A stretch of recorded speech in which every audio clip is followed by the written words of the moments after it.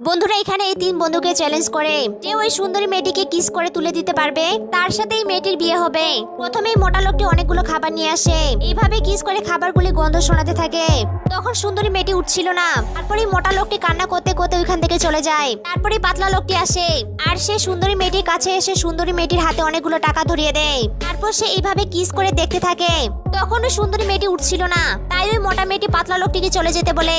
আর তখন ওই পাতলা লোকটি টাকাগুলি নিতে গেলে তখন ওই সুন্দরী মেয়েটি টাকাগুলো দিচ্ছিল না, আর এইভাবে টাকাগুলি টানাটানি করতে থাকে।